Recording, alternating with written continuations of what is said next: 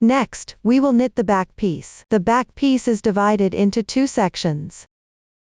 The first section. Start by joining the yarn at the binding off position of the right shoulder. Decrease stitches on both sides. The second section involves back and forth knitting to form the shoulder slope. After completion, join the pieces. Next, please watch me demonstrate the specific knitting method. Let's start with the first row of the first section. This row is knitted on the right side of the fabric. Start by joining the yarn and deal with the gap between the right shoulder and the center bind off position.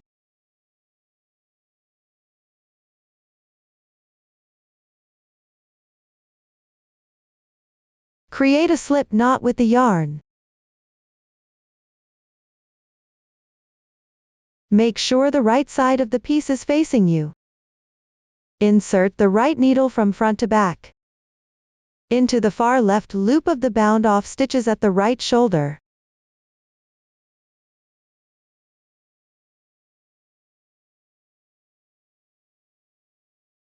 Place the loop with the slip knot onto the right needle. With the yarn tail hanging on the right hand, pick up the loop.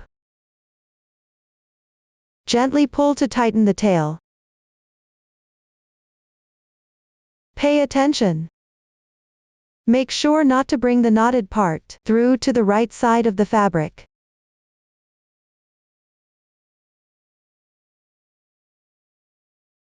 Now knit the first stitch on the left needle.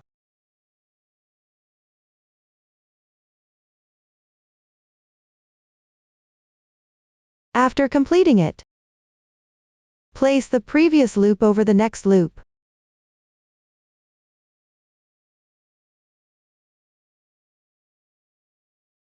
This completes the yarn joining and fills the gap in the middle. Continue binding off the corresponding number of stitches while referring to the chart. Knit one stitch.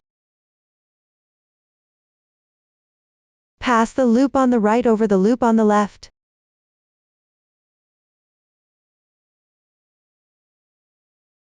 That's one stitch bound off. Keep going with binding off knitwise.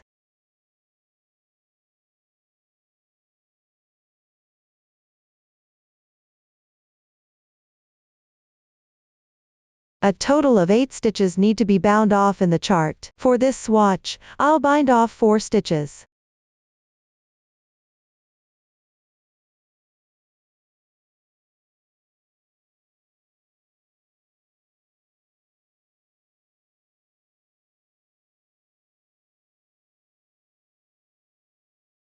After binding off, continue knitting. Stop 1 stitch before the stitch marker on the left side.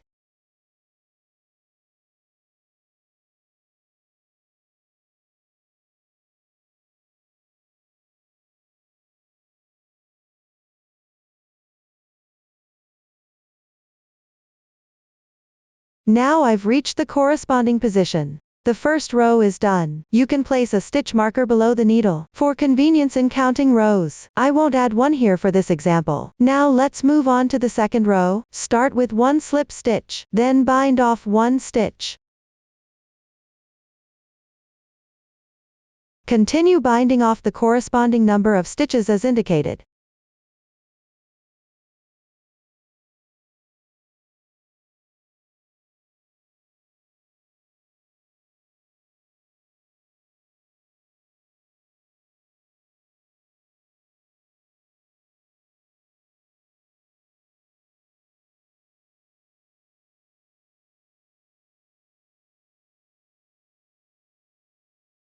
After binding off, continue working purl stitches until there is 1 loop left on the left side. Leave that last loop unknitted.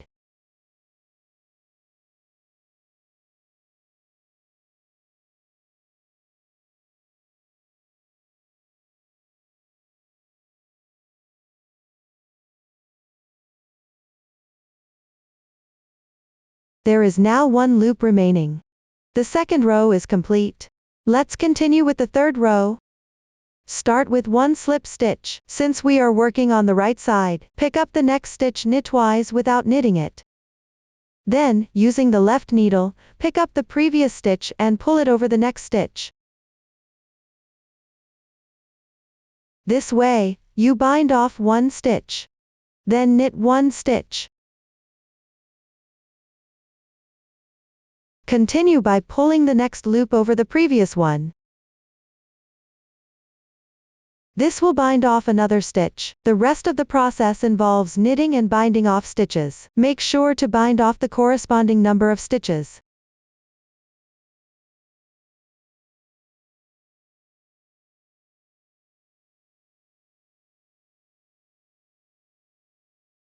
After binding off, continue with knit stitches.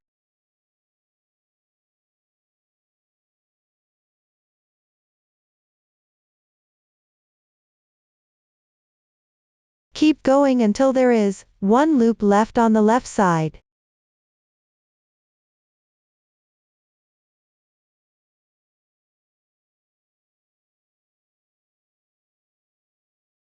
That completes the third row. Moving forward, follow the previous demonstration. When binding off on the right side, start with a slip stitch knitwise for the first loop.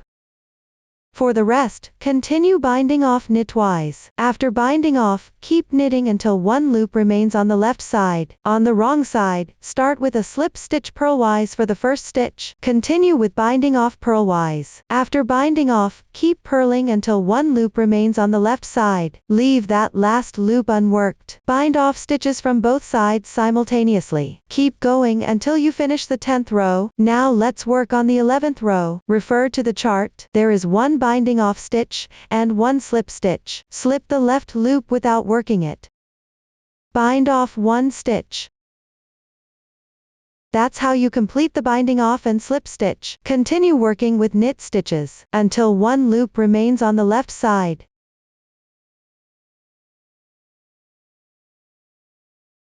The 11th row is now complete. Now let's move on to the 12th row. Slip the next stitch without working it. Bind off one stitch. This completes the binding off and slip stitch on the wrong side. Continue working the purl stitches to finish this row.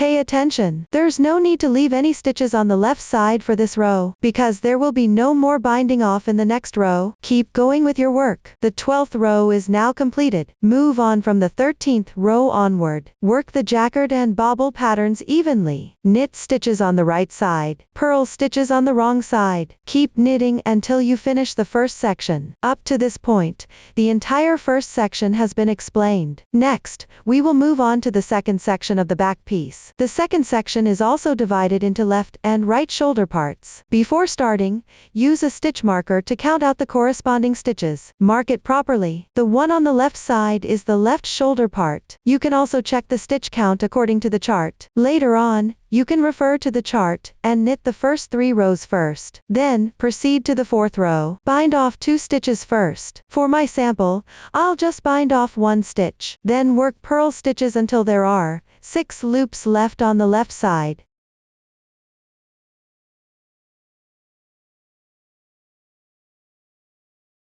For my sample, I'll leave 2 stitches unknitted.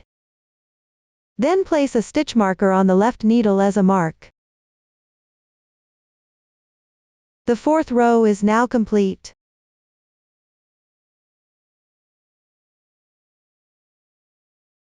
Next, we will knit the fifth row. Start with one double stitch.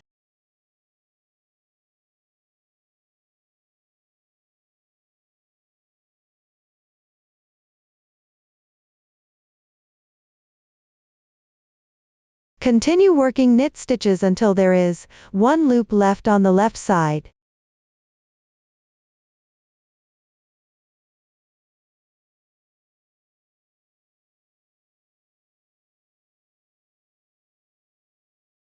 The fifth row is now complete. Now let's knit the sixth row.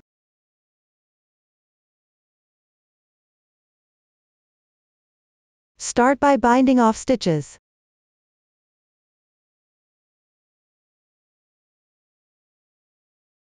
Then continue with purl stitches.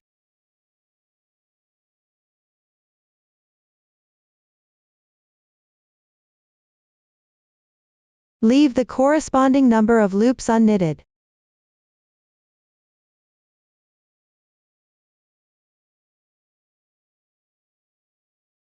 Place another stitch marker on the left needle. The sixth row is now complete. Everyone should follow this demonstration and keep knitting until the ninth row is finished. Don't forget to place the stitch markers. Now let's move on to the 10th row. I'll continue demonstrating the method using my sample. Work all stitches as purl stitches in this row.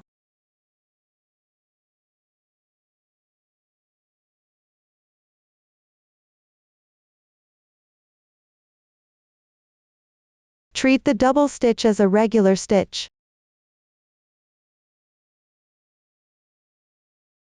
Remove the stitch marker.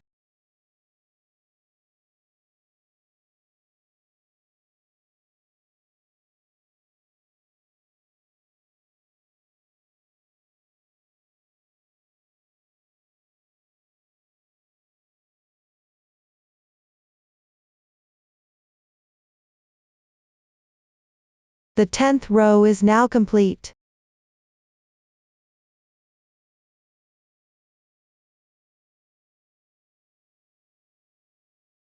This completes the right shoulder part of the back piece. Next, we need to join the right shoulder parts of the front and back pieces.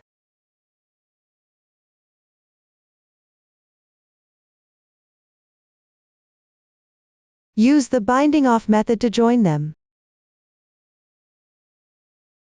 Before joining, take out your crochet hook.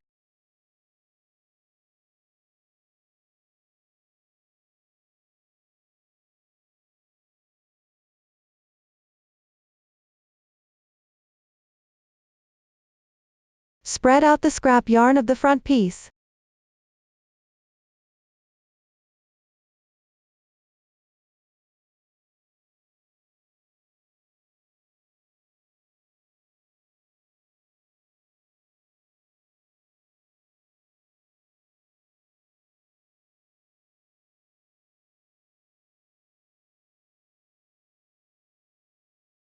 Make sure the right side is facing you.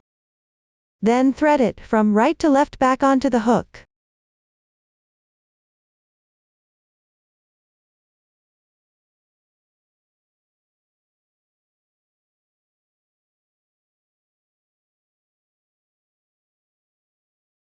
Note that in practice, you'll have more stitches. Be mindful and go slowly while threading.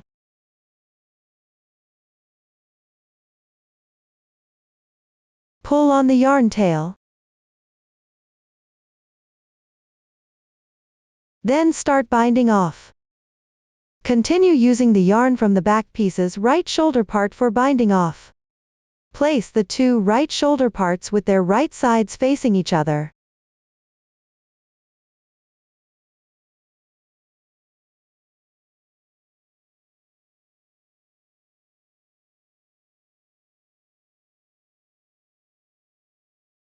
Make sure the front piece's right shoulder part is on top.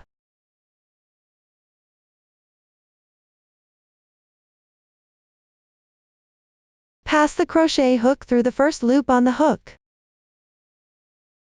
and simultaneously through one loop on the knitting needle. Knit one stitch.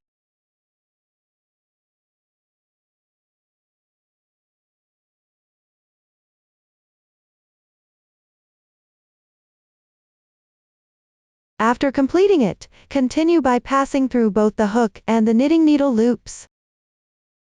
Knit one stitch.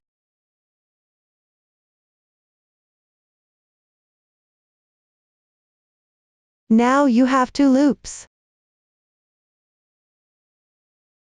Pick up the next stitch and pass it over the previous one. That's how you bind off one stitch. Continue binding off knitwise.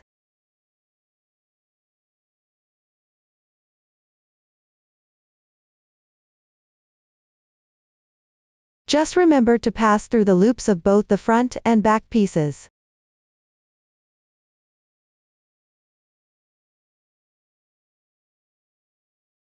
Keep going with the bind off.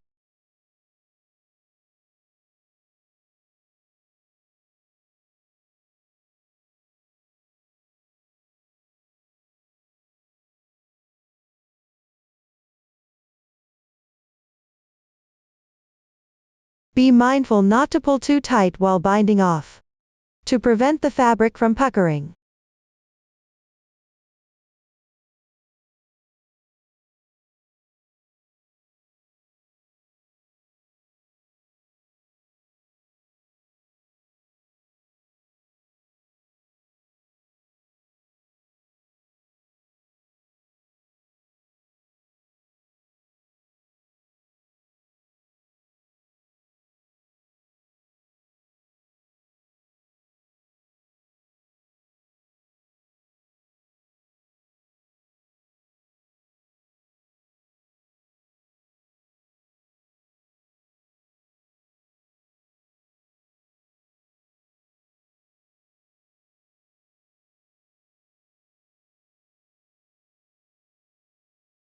There is now 1 loop remaining.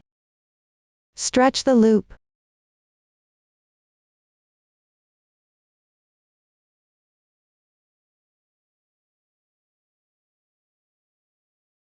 Leave about 10 centimeters of yarn tail, and cut the yarn. Pull the yarn through, and weave in the ends. After joining the right shoulder part, continue knitting the left shoulder part. Join the yarn using the same method as for the back piece, and finish knitting the left shoulder part.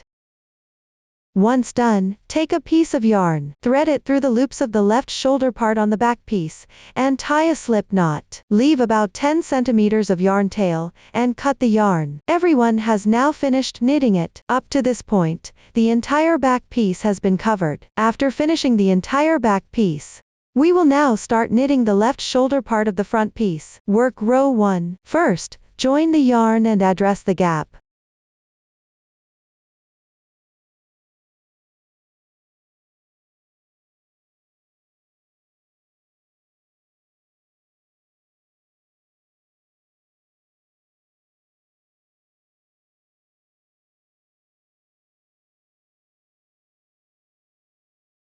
It's now successfully joined. Begin binding off stitches.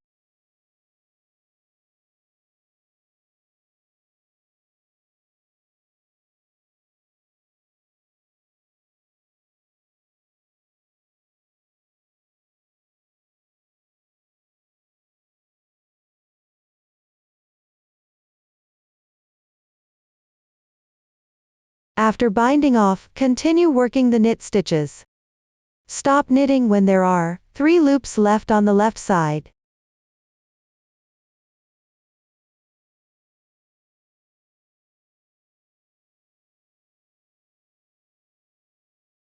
Now there are 3 loops remaining on the left. Here, you need to work a K2 tog. For convenience in explanation, we will simply call it a K2 tog from now on. Take the right needle, and go from front to back, passing through both of the 2 loops on the left side. Knit 1 stitch.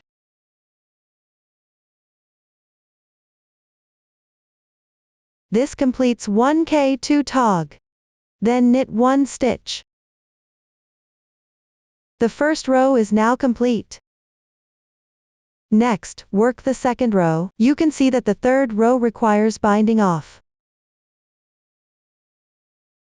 So, the second row will be worked in purl stitches. Leave one loop unworked.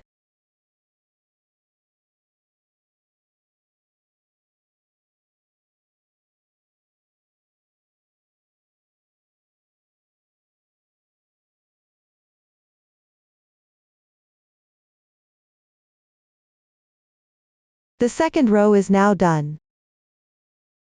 Now work the third row. Start by binding off.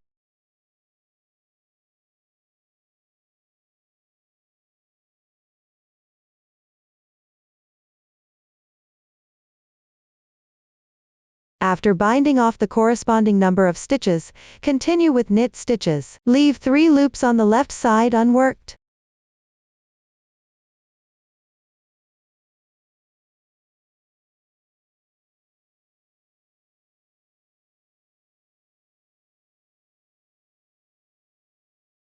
Then work 1K2 tog.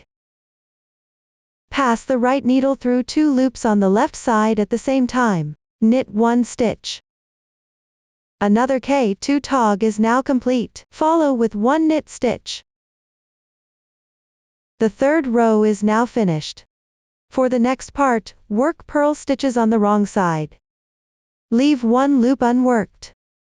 On the right side, bind off stitches. Continue working the rest in knit stitches. On the left side, work with K2 tog and 1 knit stitch. Keep going. Pay attention, after reaching a certain row number, there's no need to bind off on the right side anymore. Decrease on the left side instead. Work the sloping shoulder part at the top. All methods have been demonstrated before. After finishing the last row,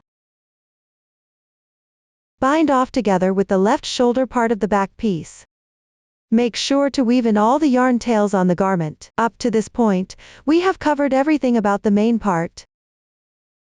Now that the main part is done, let's move on to the edging. This is done by picking up stitches from the completed main part. There are 3 areas where you need to crochet the edging. 2 of them are the armholes. The third one is the outer edge of the garment. The crocheting method for both sizes is identical. The only difference is in the number of stitches picked up. The new stitches used include single crochet and double crochet. Please watch as I demonstrate next. Let's start with the outer edge section. We divide the outer part into 3 areas.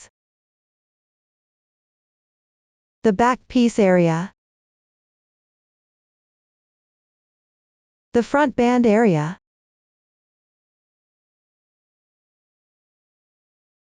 and the hem area.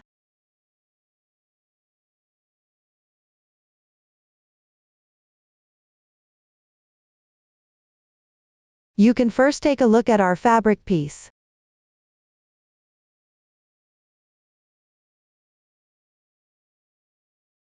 One bind-off stitch represents 1 braid. After completing the bind-off, each row corresponds to 1 braid.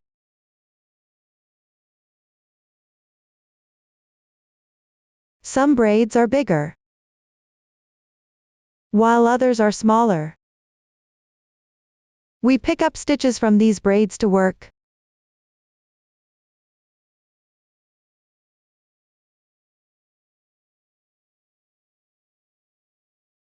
Locate the position of the back piece, and we will start joining the yarn at the back piece.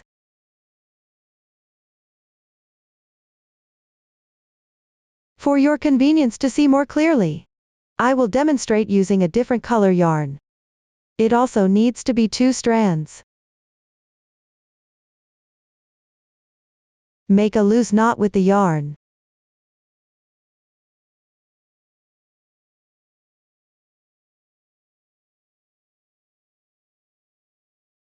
And draw it through the edge.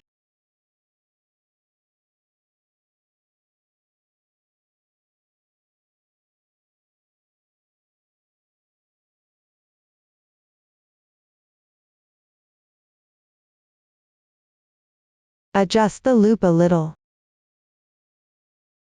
And this way, the yarn is joined. Refer to the chart, you'll see that the number of stitches to pick up here is fewer than the number of braids. So we need to pick up stitches with some intervals. First, make one chain as your turning chain. Then work one single crochet. While crocheting, place the starting tail above the hook. And weave in the ends as you go along.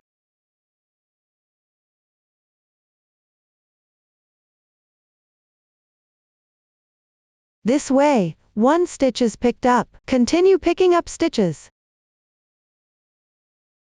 Pick up the corresponding braids.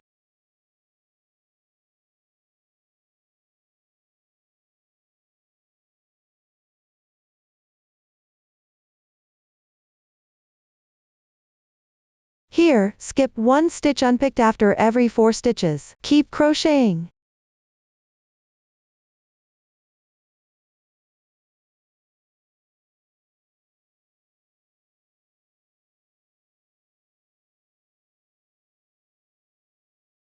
Each time, you'll be picking up along this edge. This process won't be repeated later. After completing 4 single crochets, skip one braid without picking it up. Then continue picking up 4 single crochets from the next braid.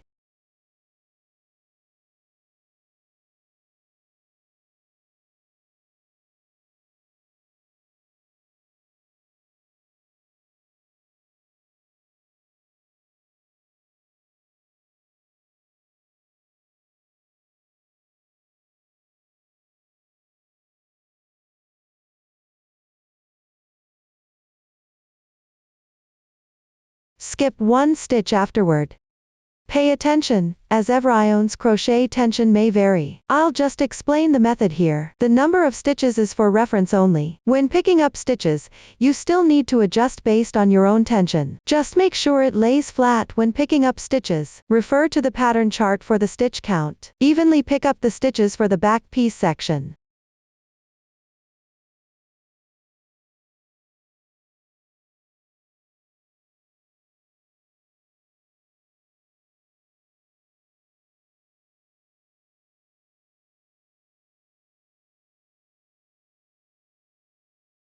After finishing the back piece, move on to picking up stitches for the front band. Similarly, the number of stitches here will be fewer than the number of braids. You need to space out the stitches evenly while crocheting. Here, I'm spacing about 3 stitches and skipping one.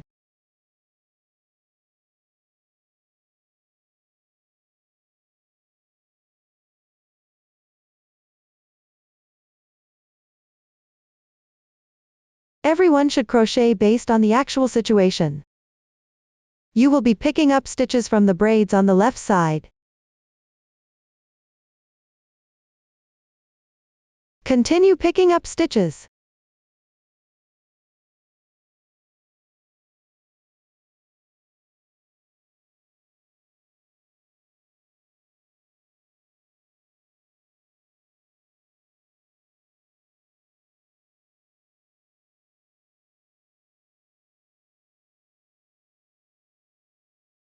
Now we've reached the edge position.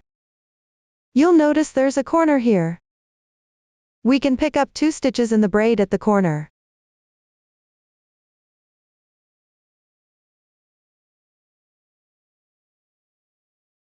The spot where you pick up these 2 stitches should be around the corner position.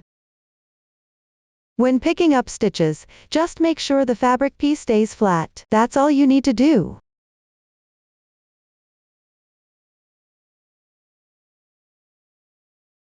Everyone, continue picking up the rest of the stitches.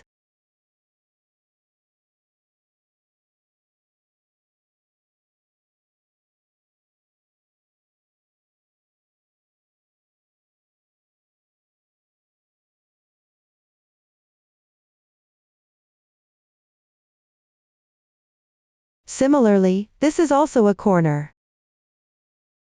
You can pick up 2 stitches here. After picking up the stitches for the front band, we move on to the hem. The number of starting stitches will determine how many braids you have here. Likewise, the number of stitches you pick up will be fewer than the number of braids. So you still need to skip some stitches while picking up. Here, I skip one stitch every 7 stitches.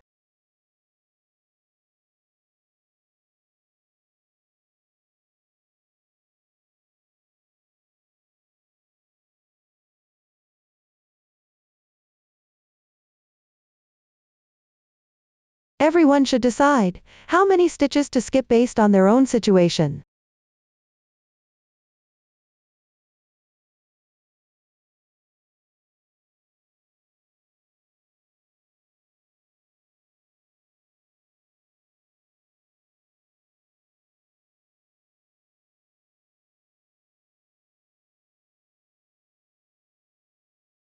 Moving forward, everyone continues with this method.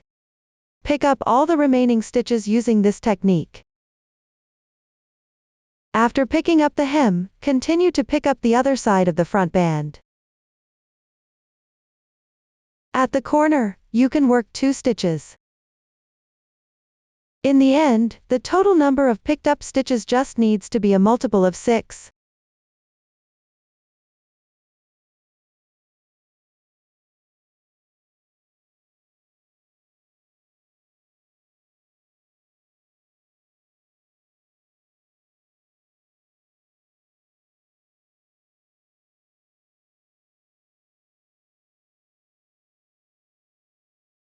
Finally, join with the first single crochet stitch. Slip stitch to join. Pull tight. The first round is now completed. Next, let's work the second round. For the second round, work 1 round of single crochets evenly. Start by making 1 chain as your turning chain. Then start working single crochets.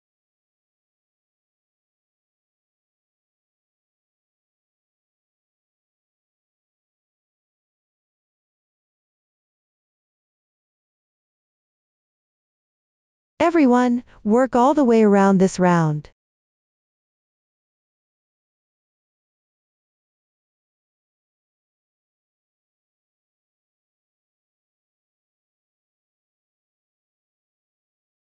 Finally, join with the first stitch. Slip stitch to join. Pull tight. The second round is now complete. Now let's work the third round. Start with 1 chain as your turning chain. Then work 1 single crochet.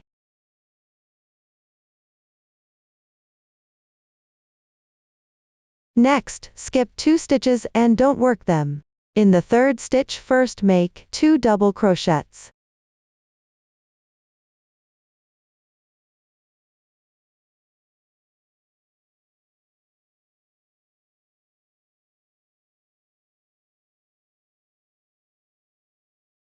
Then work 1 chain. Follow with 2 double crochets. The insertion point is in the same place.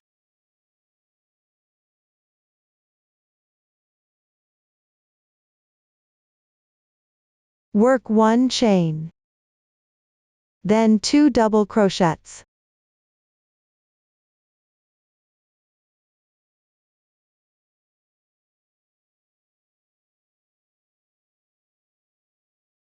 You can see that you have worked 3 sets of 2 double crochets here.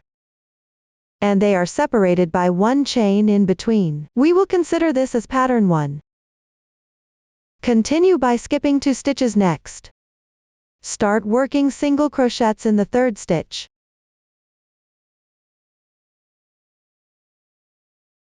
After completing, skip 2 stitches and work pattern 1.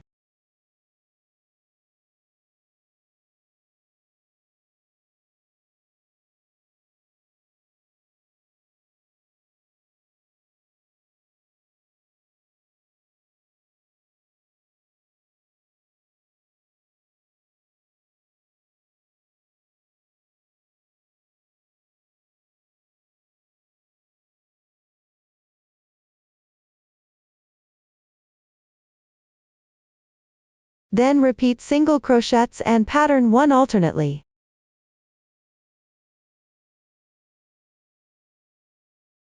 Always skip 2 stitches in between.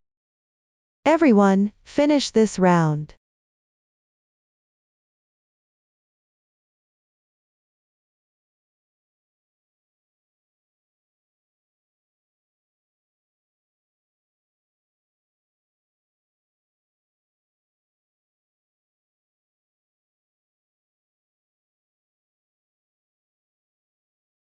End with a slip stitch and pull tight.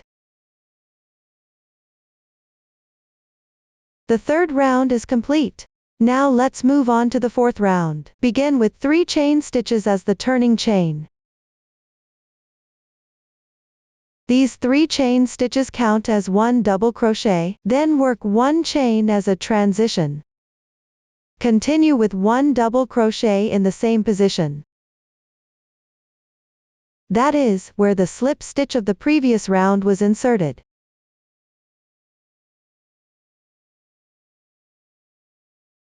After completing 3 chains.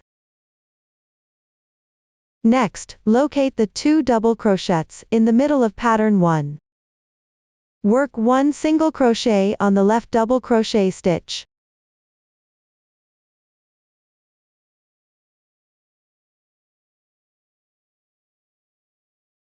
Then work 3 chains. After completing, work on the left single crochet stitch. Crochet 2 double crochets with 1 chain in between for spacing.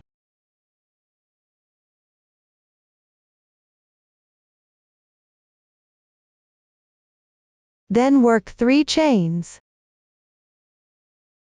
Later on, you can refer to the chart to complete this round.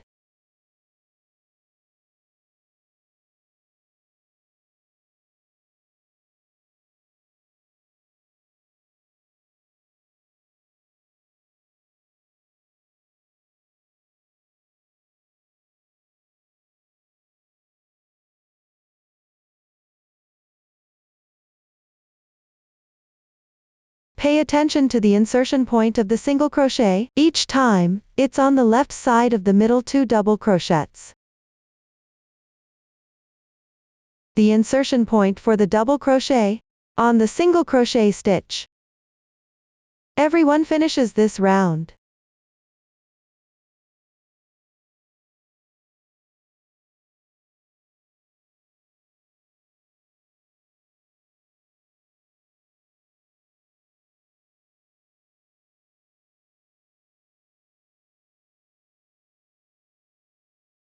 Finally, locate the third chain from the turning chain.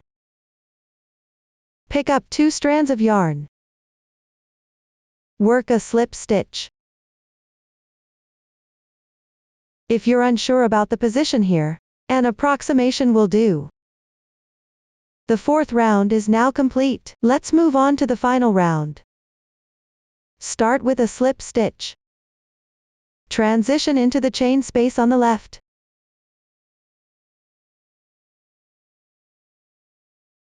Then make 3 turning chains.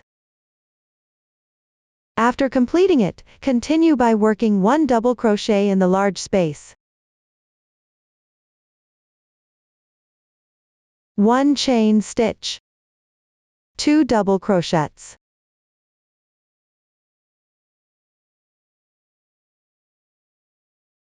One chain stitch. 2 double crochets.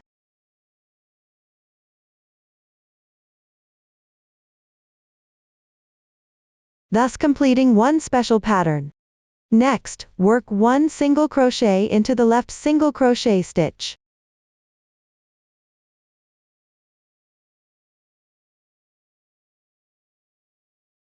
Continue by working pattern 1 in the chain space between the 2 double crochets on the left.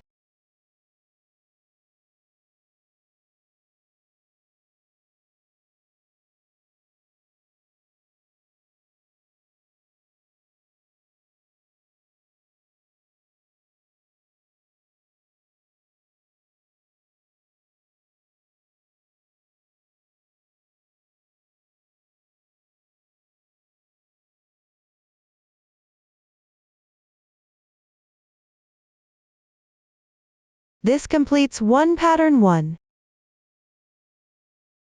Afterward, work single crochets into the single crochets.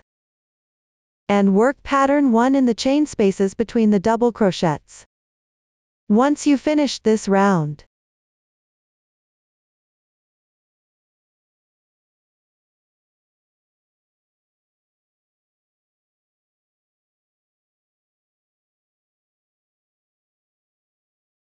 finally, work 1 slip stitch into the third chain of the turning chain.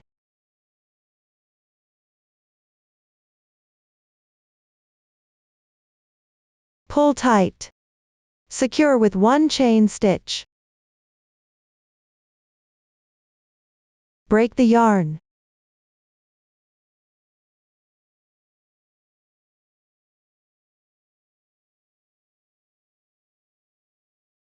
Weave in the ends.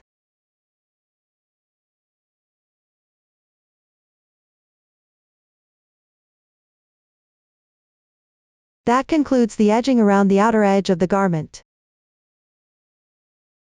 Now let's move on to the armholes. The crocheting method here is similar to that used for the outer edge.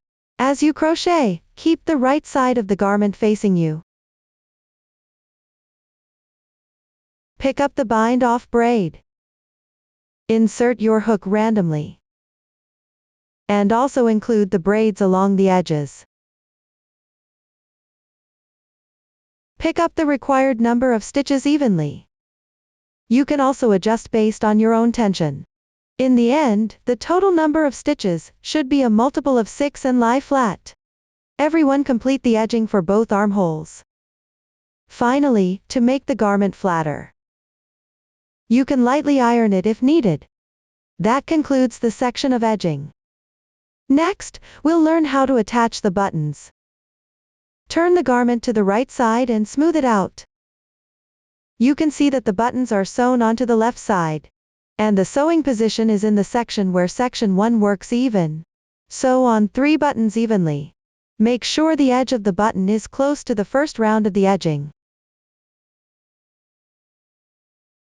Now, let's sew. After aligning the left and right pieces, place a stitch marker as a mark first. This is the area we're working on.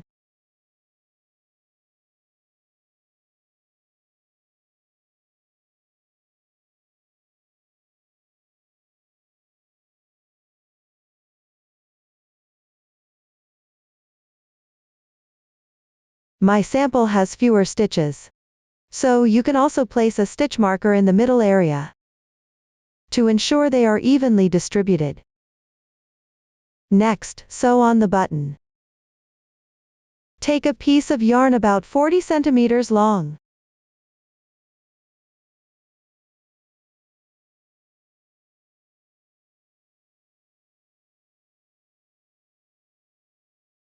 Fold it in half.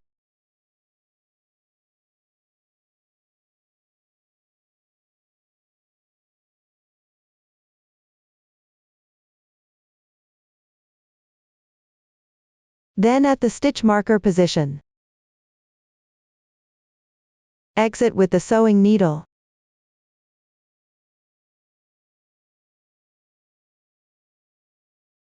Leave about 5 centimeters of tail.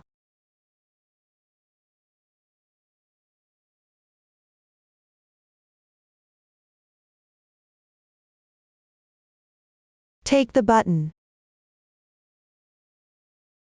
Place the side with the dent facing up. Pass through 2 holes.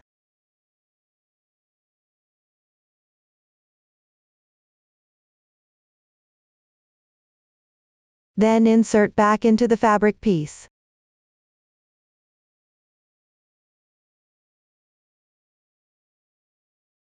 Be mindful not to pull out the tail. That completes one pass of sewing. To make it more secure, you can sew another pass. Exit from the fabric piece. Then insert through the hole and back into the fabric piece.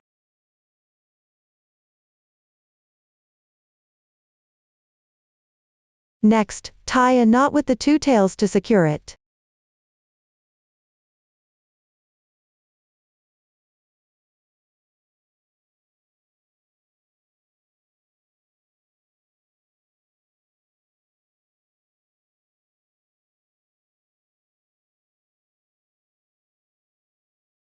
Then hide the tails along the texture of the piece.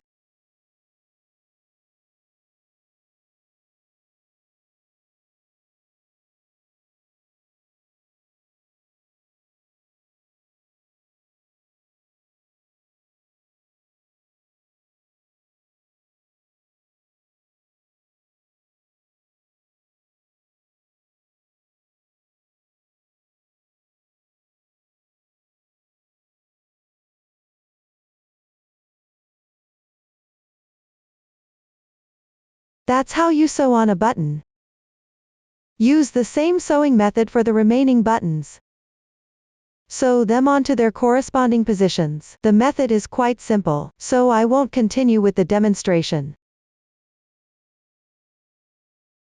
When you're attaching the buttons, pick the holes from the crocheted edging, and fasten them accordingly. Up to this point, the entire vest has been fully explained. If you have any questions during the process, don't hesitate to reach us via our website, Susan's Family, supporting your handwork experience, sharing the joy of life. Thanks for watching, everyone. See you in the next episode.